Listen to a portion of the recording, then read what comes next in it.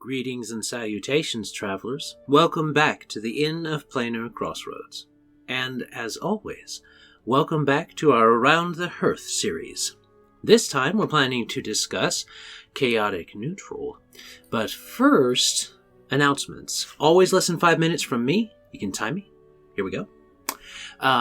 Again, I'm Adam from the Inn of Planar Crossroads. This is going to be released, and we may have gained subscribers over this by the time this comes out, but we are currently at 910-ish subscribers on YouTube, so that's fun. It'll be interesting to see when we finally do hit 1,000 subs what goes on. Subs are good on YouTube. I want to see subs. So it would be interesting to see also how many supporters on Patreon and Subscribe Stars, smooth segue, would be available.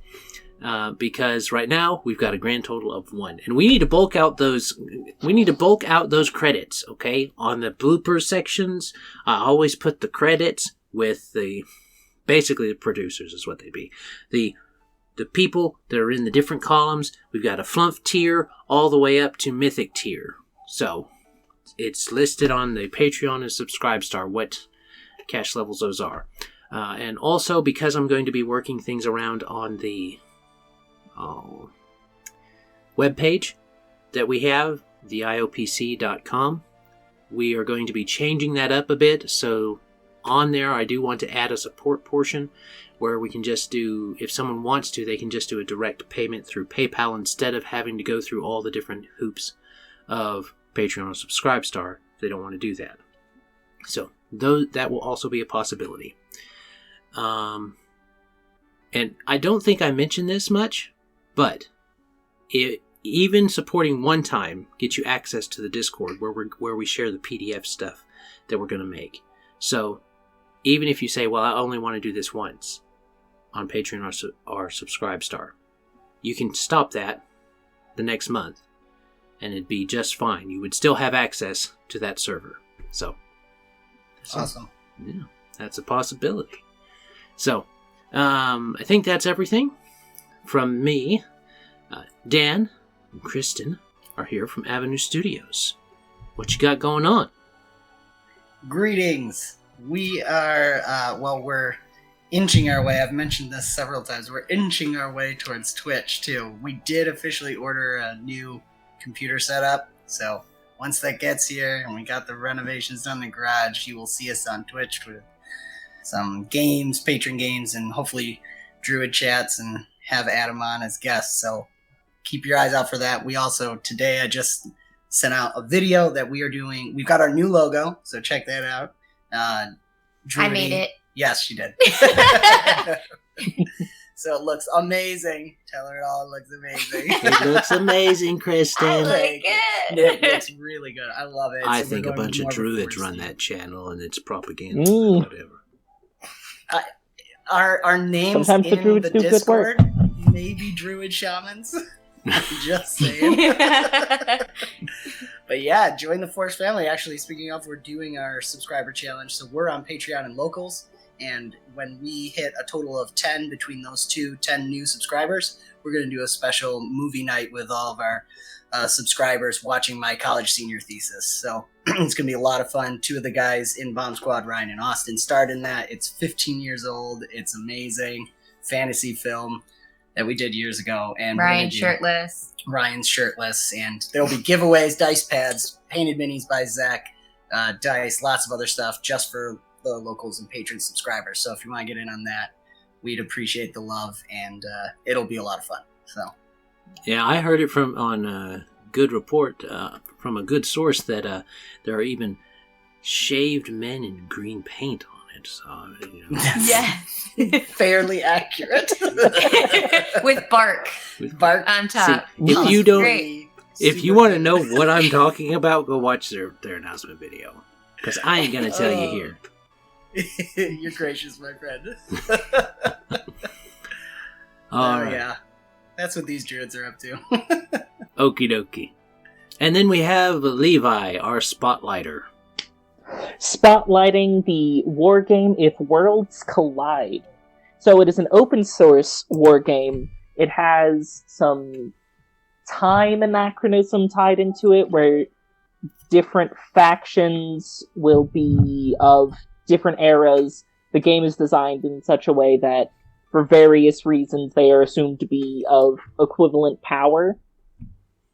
The main thing I am into about this is the open source. When it comes to wargaming in general, it is a very expensive hobby, because there's a couple groups who sell their own specific stuff, real high prices. Whereas with If Worlds Collide, you can, right now, download the version of the rules they have out. I am uncertain where they are on STL files being available for your own 3D printing, but if you are able to 3D print and get into wargames with this, I think it's really worth a try. I am the type of person who got into Open Legends and Pathfinder because I was able to play both of those by just reading the rules online to start off with. It really lets you know what you're getting into, what you like about it, and because it's digital, it's not like you're taking something from the company by using it open source. They have all the resources they had, and then if you enjoy it, you show them your support by maybe purchasing some other... I'm not sure what all If Worlds Collide has to actually purchase. I know in these other things you would purchase the physical copies of the books. But if you're into wargaming, it's definitely worth a shot. I've sent them along to my wargaming friends. Yeah. So. And we will have a link to the video. The video's by Knarb Makes. So he makes miniatures and stuff in tabletop terrain and things like that on YouTube. But I'm with Levi on this one. The open source means that, like, if Open Legend doesn't have rules for combat in big masses like that, because it's more of a solo adventure type thing.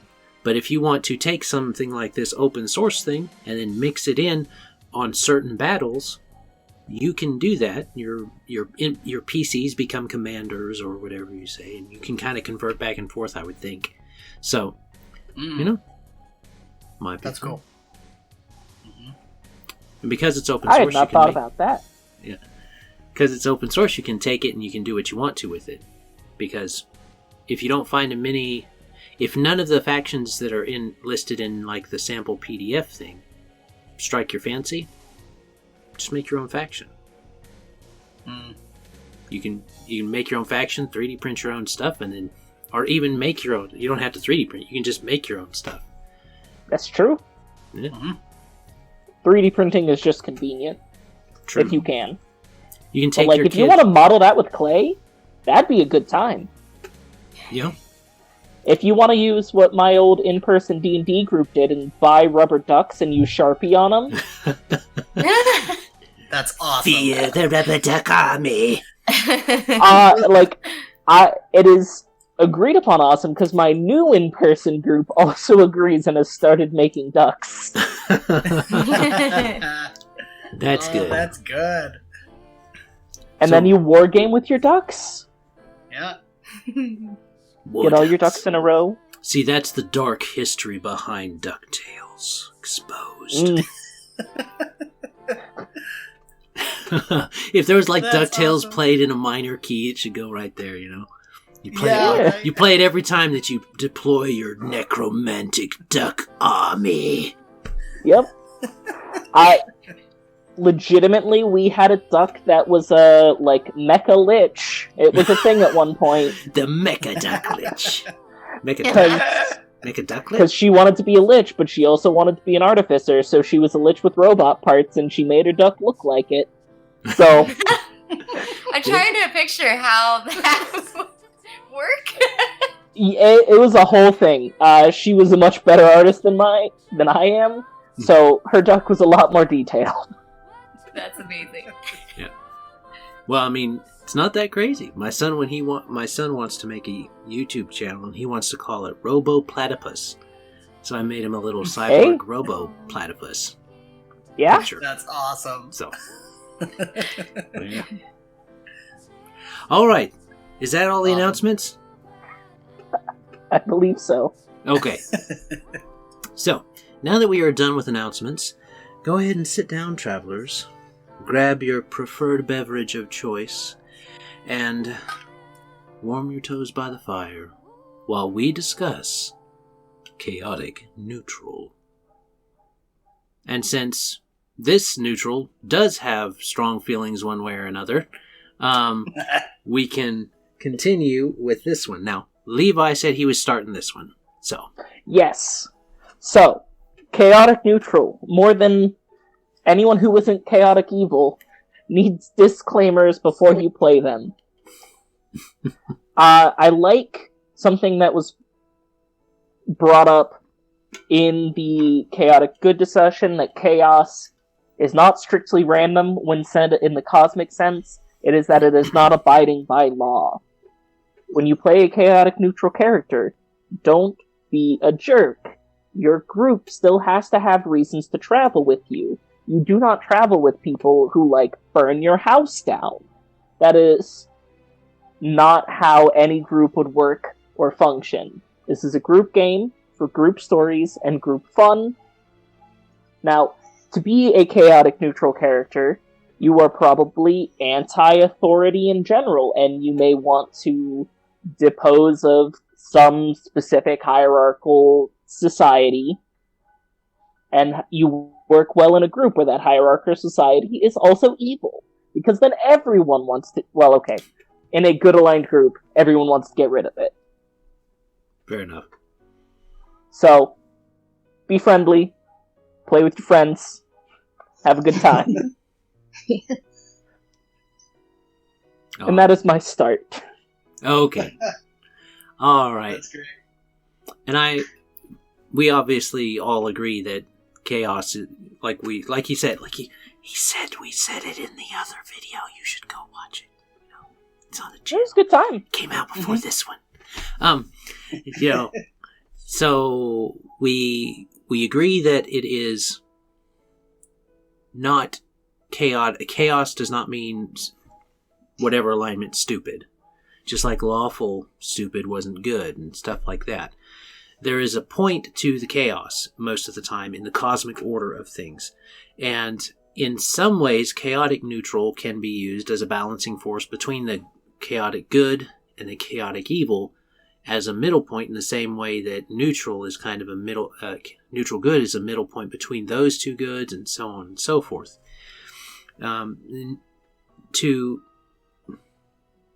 think that a lot of people make their characters chaotic neutral, but just like with true neutral, it can be hard to stay chaotic neutral. It's probably harder to stay chaotic neutral than it is to stay chaotic good or chaotic evil, because the very nature of the neutrality is you're going to make decisions that go both ways at some point. So, some more solid and, I guess, more concrete examples to look for, or to look to in popular media that might show what chaotic neutral looks like without losing itself. I think that a lot of the Wolverines that you see in stories through X-Men can be described as chaotic neutral, and he kind of stays that way. He's got his own thing that he's doing. Sure, he becomes a teacher in the end at the, for that, which kind of leans him towards chaotic good. By the end of the Patrick Stewart Xavier series of movies, because Hugh Jackman spanned both of those as Wolverine, so I'm kind of differentiating it there. But Wolverine is very much, for the majority of the time that you see him on the screen or in a lot of the stories, he's chaotic neutral. One, because he doesn't have roots that he's set down, because he doesn't remember his past. He's lost his memories after the Weapon X experiment. But even before that time, we kind of see him because he lives so long, he outlives everybody that he knows, except for his brother. So he doesn't get attached to a lot of people, doesn't set down a lot of roots. So he naturally developed a chaotic personality. And he's not good or evil in most of those stories because, sure, he ends up doing things that align towards the good, but that's because the evil is usually picking a fight with him, or with certain things that he cares about or wants to take care of. But he wouldn't get involved unless he had to. And so that's kind of a more nonchalant, chaotic neutral that could be spurred into action. We mentioned this last time. The Jack Sparrow that you see in the first Pirates of the Caribbean movie could be chaotic neutral, but he rather quickly becomes characterized more towards the chaotic good side. Because I would say he's chaotic neutral because he's got no problems about stealing. Like, that's what he does. He's a pirate. He steals. He's a thief. That's what he does. And he doesn't care if it's, good for this person or bad for this person. He's going to eat. He wants to go get drunk in Tortuga and have ladies and food and wine and all that type of stuff. Like, he's hedonistic in his desires. The original Jack Sparrow. And they take him away from that eventually. But he doesn't want to see Jack's. He doesn't want to see, I don't even remember Orlando Bloom's character now. He doesn't want to see him die. So. Yeah. Mm-hmm. He's Will. like, Yes. Will, yeah. He doesn't want to see William die. So, because he was friends with his dad, Bill, so, he tosses him the coin. That whole thing happens. He didn't do that because it was cosmically good. He did it because it was a good that he agreed with. And that can be something that you can look at for your character. Does your character agree with this good? Then, if they're a chaotic character, then they will side with that good. But if they agree with that evil, and they don't care that that's evil, they would also do that evil if they wanted to. Like, he would steal from somebody if he wanted something from them. And he wouldn't think a whole lot about it as far as guilt. I don't guess. Because you don't see Jack expressing a lot of guilt in the first movie. Right. So, I can see that as an example. I would, because we like to throw in Lord of the Rings reference, and we didn't last time. We Fiddlesticks. didn't, did we? Slacking. Yeah. That's Star Wars, but... I would actually say that if you look at the movie version of Smeagol / Gollum, you can characterize Smeagol as being chaotic neutral, and Gollum being chaotic evil. Because... And you can disagree with me in the comments if you don't like my opinion. You tell me so. Smeagol did things because he wanted them. Like the birth of the Gollum character was kind of when that whole ring situation happened with Deagle, and that was kind of the blossoming of that Gollum character that the ring fed on, that darkness in his heart, to create those two he ended up creating those two personalities. The Smeagol personality, I would say, from the movies, is very chaotic neutral. Because not only does it not know the laws of the lands necessarily, it doesn't care. Like, he doesn't care. Smeagol is just out for Smeagol. And he is a very selfish example, and an example not to imitate in your characters. If your character's a Smeagol, you're probably not gotten a lot of friends at the table. Though you could model something like a groveling kobold, I guess, as kind of a Smeagol-ish character. But Smeagol needs a master. A Smeagol-type character needs some other thing to direct its attention, to direct its force of will. Otherwise, it will just do what it wants. Like, if there was not a will outside of Smeagol, i.e. the ring, then he would have just killed them as soon as he could and then took the ring. There wouldn't have been this stretch in the story where he wouldn't have done that, because the ring was binding him to the will, but it was twisting what was said, because he couldn't hurt them, but that didn't mean he couldn't lead them into harm with Shilong. But that's my kind of 2 cents about that. And I would throw out, another Marvel character, Deadpool. I don't recommend playing Deadpool at your table. That doesn't sound like a very immersive idea, because Deadpool's all about is all about fourth wall references and stuff like that. Because let's face it, we are all fourth wall breaking reference Deadpool as players. So it'd be like having a player playing a player in the game. Which, I mean, for like a one-shot maybe, or stuff like that. Or beer and pretzels kind of game. Yeah. I say that as a stereotype, as someone who doesn't drink beer. But I mean, you can eat pretzels. Yeah, there you go. A little beer cheese. I guess more party, less narrative. Because, like, there are games that vibe that more. Like, go more that direction. Mm-hmm. So that's why I was searching for the right word, and I went with immersive, because he's not a very immersive character. Yeah. So right. Unless he's entirely delusional and all of the rest of the team is trying to get him help. Yeah. He's accurate, but he's delusional.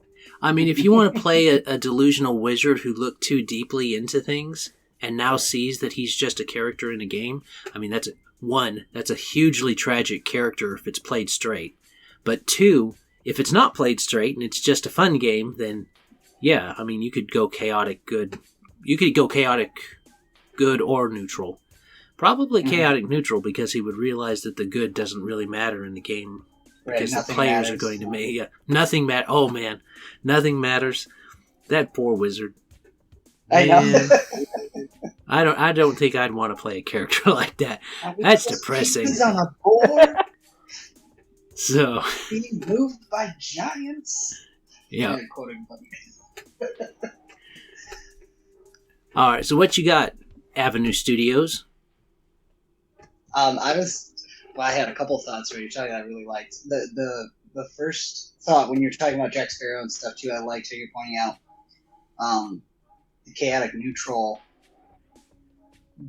It's actually a little bit more internal in comparison to the cosmic, I think, because there's the cosmic order that has to lay down the good and the evil. And the way you were describing it, I really liked, being that the neutral doesn't care about the cosmic order. It's just his actions end up defining him as neutral, because that character keeps going back and forth based on their desires at the time. Which goes for Smeagol too. He found it actually good for himself to follow Frodo and listen to what he said for a multitude of reasons. So I like that idea of that you actually don't have to think about the cosmic good and evil to play that chaotic neutral. You're just looking at the specific goals, like with Wolverine, he has those specific goals. And I'm blanking. Who was the other person you were mentioning? Deadpool? Not Deadpool. Second one. Where the other person also had like specific goals. Jack they're Sparrow. After Jack Sparrow. Yeah, he had that goal of finding the compass and finding that place, and whatever he needed to do to achieve that goal. But he wasn't a totally bad guy either. Like you said, he didn't want. So there's that balance of you'll do whatever you want to achieve not quite do whatever you want to achieve your goal. You'll do most things. But to play with a party, then it's like, you know what? I kind of like these people, and they also help me achieve my goal. I think we've talked about this before on other alignments for how to play it with a party, and trying to work with your game master in what's my goal that I can have that will help me stay with the party if I'm playing a character like this. Yeah, I'd say like that kind of alignment, it doesn't mesh well in a group or setting. It can often not mesh well. Often. Right? Yeah. I totally agree. And I was Levi and kind of mentioned it in his opening too. What we were talking about before we start recording, of a lot of people I haven't actually personally experienced this, but I've heard a lot of the horror stories of people saying they're chaotic neutral. They're really just evil. And you have to have that balance, you know? I'm chaotic neutral. No, you're evil pretending to be chaotic neutral. That's where, like, you're all walking, we were joking about, you're all walking, and, like, everyone stops. Okay, I don't actually know why you're here. You keep saying you're neutral. What good thing have you done today? I had a steak that was good. Does that count? No, that steak was made of a good thing. You killed it and ate it. I don't understand the difference. I've got good in me. Right now it's, in my small intestine. But, I mean, I got good in me. The Sprite tasted great. Oh, that's good. Have you ever ate a Sprite? It tastes like cotton candy and sugar pops. Canon. But yeah, the idea of playing this type of character in a party, I think the goal-oriented can really help you play it well with a bunch of people without starting to just drive everyone crazy. It takes a little more tact to play, I feel like. Mm-hmm. To play it well and to play it straight, I think, it takes more thought than people think, usually, to play a chaotic, neutral character in an appropriately chaotic and neutral way. Without derailing the party. Maybe it does tend to be a default. It's like, I don't really want to play a good character. I don't want to play a bad character, and I want to make sure I can break rules when I want, so I'll just be chaotic neutral. But you don't always really, you gotta really think about, again, looking your at set of rules, their own personal set of rules, and why they make decisions the way that they do. So it could be said that chaotic good they have a good unto themselves that they seek. Chaotic neutral has a law unto itself that it seeks. It is its own law. Mm-hmm. Just for those watching, that is not my Displacer Beast. Okay? I'm just throwing that out there. Yeah. Ours is probably right outside this window. No. I just say it because my Displacer Beast has constantly interrupted the streams before. So someone else's Displacer Beast is responsible now. Yeah. If it's the Rowling, it's Morty. Morticia, behave yourself. Yeah, well... That's a good name for a Displacer Beast, though. That is Yeah. A witch's pet Displacer Beast. Morticia.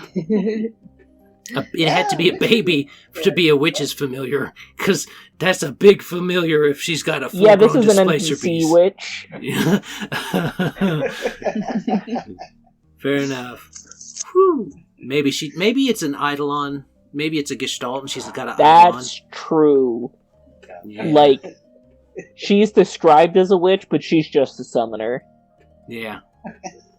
Pathfinder comes out with Beasts, what is it, Unchained, where it just gets crazy. Beasts Unchained. No, they're not doing the Unchained stuff in 2E yet. Though, I mean, with D&D 6E is going to come out probably within the next 5 years, so...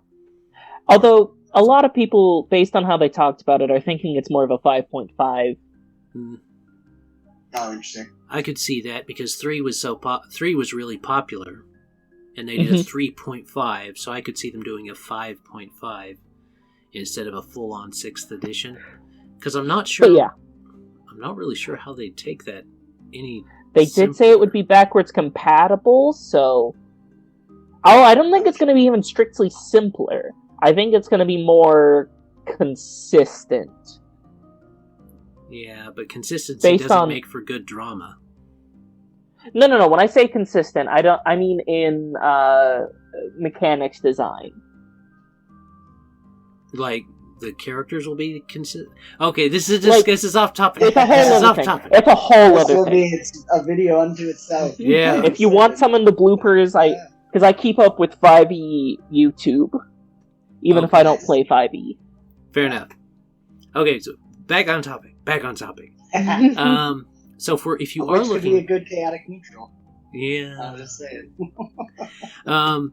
So if you are looking for some examples for the cosmic, like you want a character that has some kind of alignment to cosmic deities, and maybe they want to kind of have an idea where they're going when they die, that might be something that your chaotic neutral character might want to know, because they are very interested in themselves. I would say you've got the hedonistic one, which is Calistria.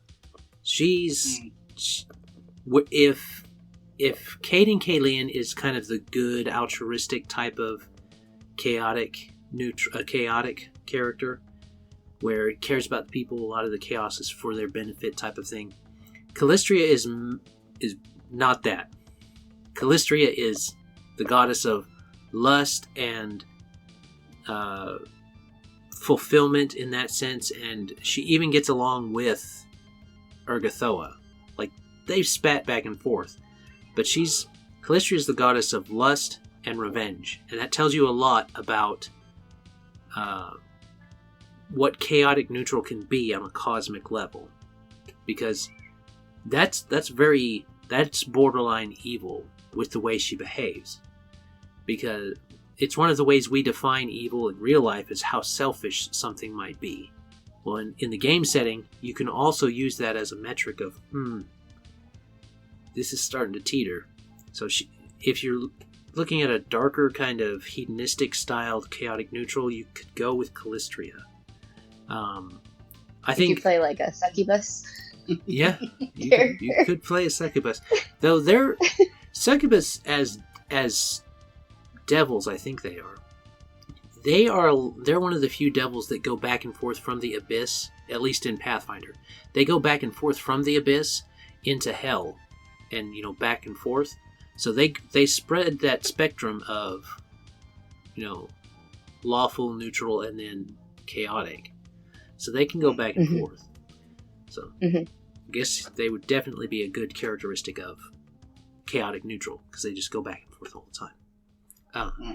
I actually like Grotius a lot. Not Grotius. He's next. I like Gorum a lot more as a warrior's styled chaotic neutral, because he's very much about the battle, the strife, and the fight. That's what he's about. And that fits a lot more with what I would think an adventurer that is willing to crusade would go for, that is also chaotic neutral. Very much the mercenary looking for that best fight he can get. Because in his plane, his part of that plane is the fields of war or something like that. So think Khorne from Warhammer 40k, but not evil, just out for the fight. So everybody that's there, if you are in that plane, you fight until you die. And until everybody's dead. It's a fight to the death for the sheer joy of the battle. And then everybody resurrects again and the battle starts over. And that's what his whole thing is. So it's not evil in the sense of, we're just mercilessly killing innocent people. No, everybody that it is in that plane wants to be there for the thrill of the fight. So that is good for adventure, and that gives that goal that allows you to align with the party, because you may not care about why the party is fighting, but these people are going to bring you your most difficult opponents. Challenge you the most. Yeah. Like, the idea of a chaotic neutral character whose one character goal is, like, the quote-unquote perfect death of, like, a righteous battle. Not righteous in the, like, moral sense, but in the, like, chill... Yeah, righteous, dude. Fine. I started thinking about Vikings or something, They're like, yeah. fight for go to Valhalla.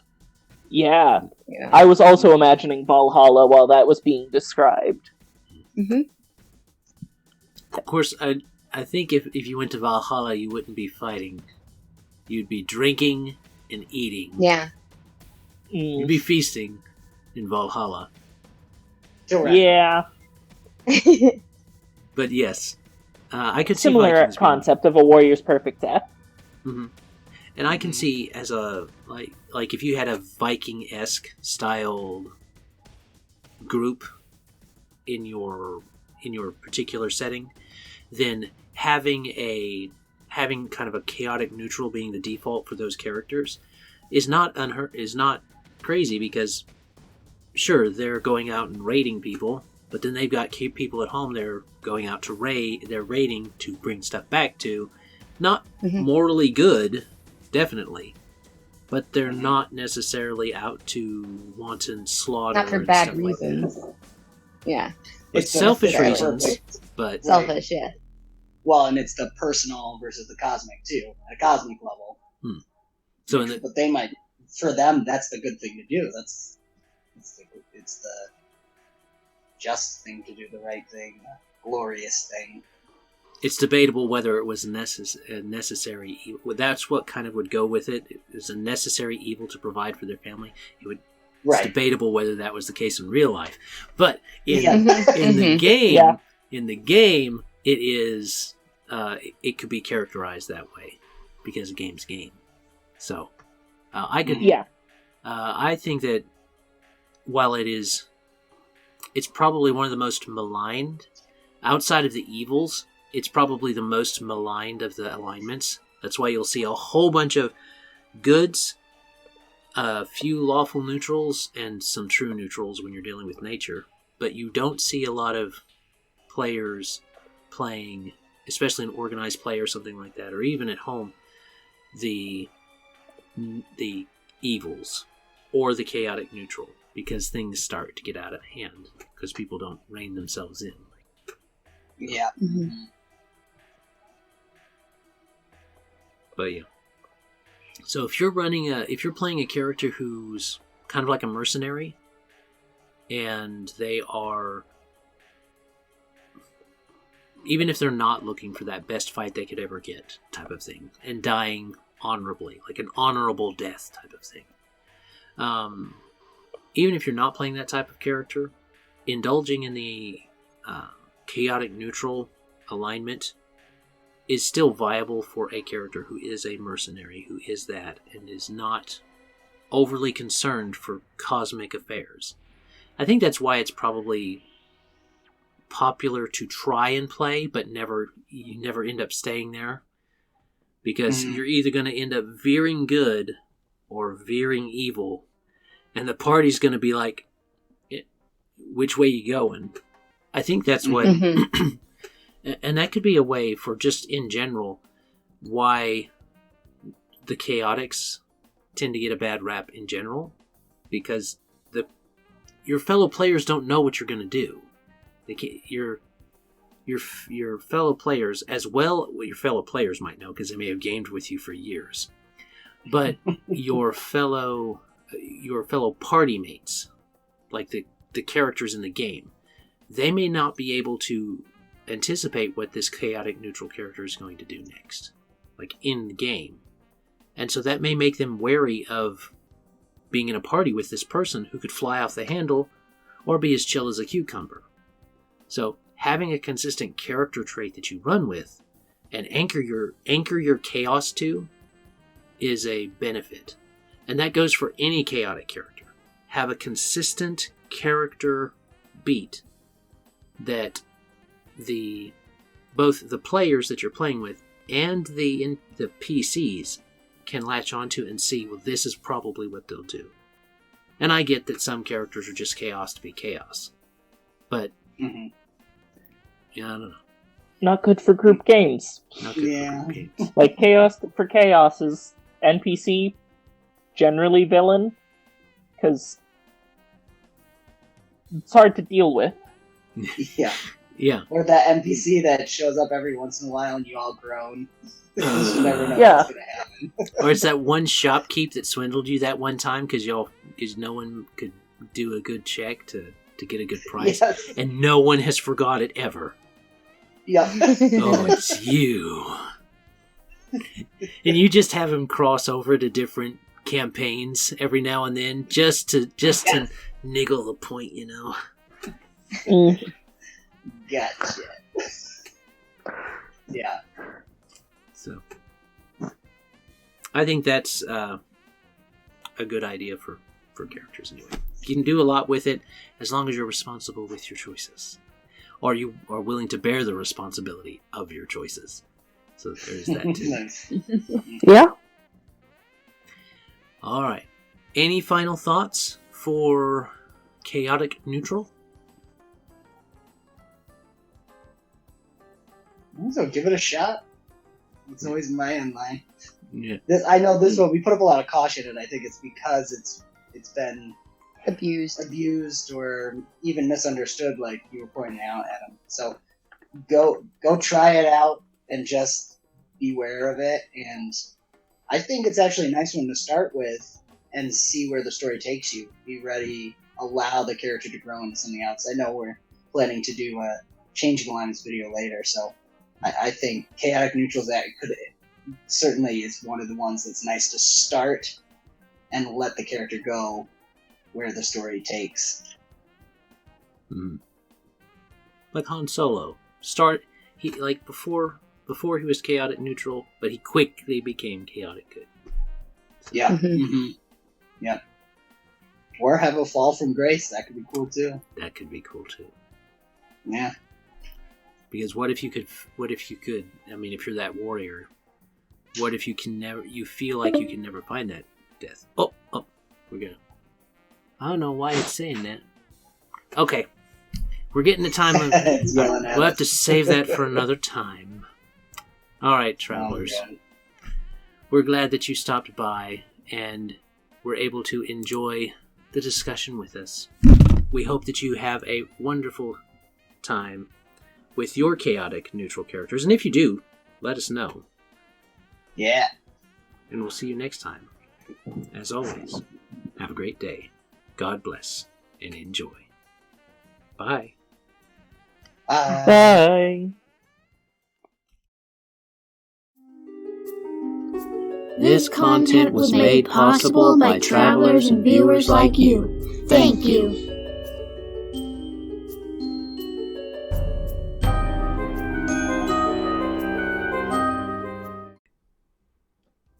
You know, I saw the Ghost Pack video came up, and it said Levi's Ghost Pack, and I'm like, Levi's Ghost Pack? What did I say? And then I watched it, and I'm like, oh yeah, I remember that. That was cool. I like that. Oh yeah, I remember saying that. That's why we do those. Yeah. That's why I like to do those. Because you never know. We riff so much on the beginnings and endings of these things that it's like, well, man, what was that thing we talked about? Or that. And then you see it again if we keep those for posterity type of thing. Yeah. And release them.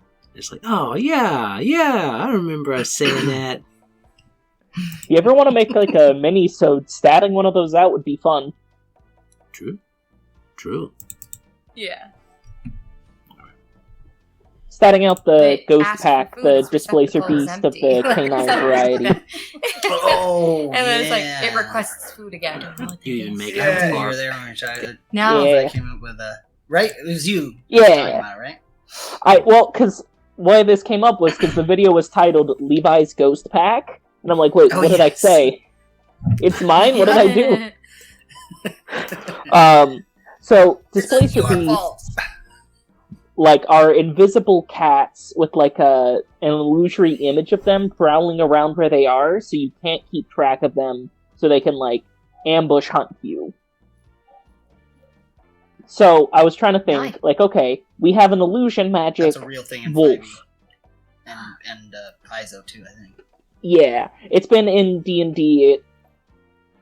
I'm pretty sure the Displacer Beast moved over with Pathfinder. If not, they still have, like, displacement as an effect. where you're invisible, but there's a copy of you nearby. I think that they call them a kiss, something with a K, just to make it believable. New name, same legally thing. distinguishable. Yeah. So like the Monkey King movie, your other person running around. Or no? Kind of. The Monkey King might be a little closer to the dog pack idea, really. Yeah, because he's still visible. So like the monkey, same vein. Yeah. Okay. Yeah. Like imagine like you go invisible, right? And then, or actually, imagine it's more like the light where you are is like shunted off a few feet from you. Mm-hmm. So it looks like you're like 3 feet to your own right, but you're invisible. And that's a displacer beast. And they'll attack right next to you instead of at you. And yeah, and then you'll like... And I think it's not strictly like a couple feet to the right. I think it can be within a range around it. So you know kind of where it is, but you're never exactly certain.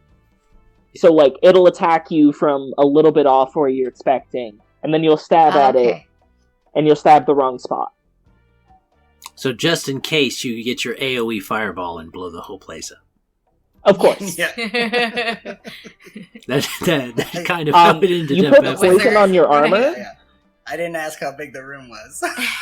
Oh yeah, Levi's right. You can actually make armor out of Displacer Beast that gives you displacement. Oh, a cloak. That's cool. Yeah, that gets real good. But okay, so the Ghost Pack basic concept is dogs, wolves, whatnot hunt as groups. Well, how do you make a dog who uses illusion magic? Well, this sad dog is on its own, so it makes a bunch of copies of itself that aren't real. So it messes with you, and you never know where you're getting attacked from. Yeah, because Dan's NPC killed the rest of its, pup pack. So yeah, something like that. Kicked them all as pups. It was all for science, guys. And this is why science needs to go through an ethics board. Yes. And a good ethics board at that, let's say. Right? Not all ethics boards are great. Yeah, especially when they're run by the person that okayed that. So, okay.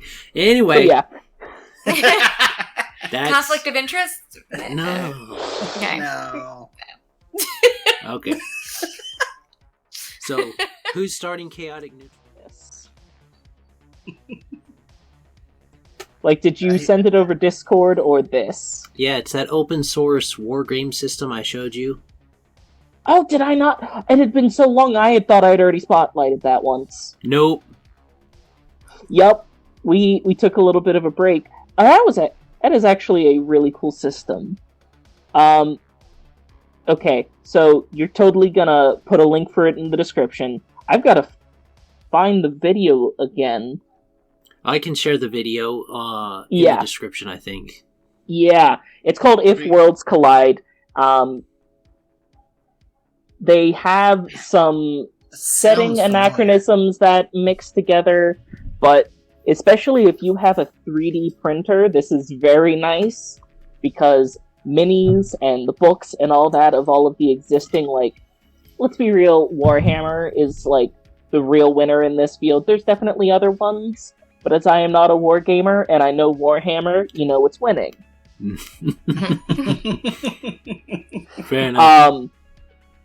So, they're trying some interesting stuff. They have the rules online. I actually have a couple wargaming friends who I have sent this to. They have not had the time to fully read through the rules because real life comes before a game that's not fully out. But it looks really interesting. In general, like, open source stuff is really nice. It's a lot easier for people to interact with and use.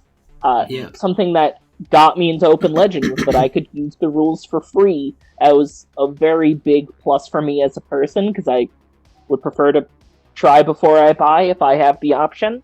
And when the stuff can be online, it's not like it's costing them anything to let me have a free trial. Right. So, I think it's worth looking into if you want a war game.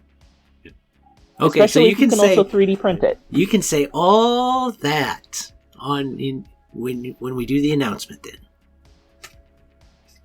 Yep. Okie dokie. Sorry. Yep, that makes sense. I started talking. You're good. I had in my head that we were. Well, let's see if it's good. Let's see if it's good enough again. All right. I was in the moment. You were. That was beautiful. See, and that's why he's neutral good, because he's in the moment. He's Yeah. on. It is. That's very chaotic though too. So better watch yourself. All right. So everybody about ready? Yep. Now that part of the reason I was rushing to quickly talk was because I had it in my head you had been recording, so I was like, "Oh, okay, got to be better." Well, I'm recording the bloopers part, but true. There you go. All right. Oh, I love it.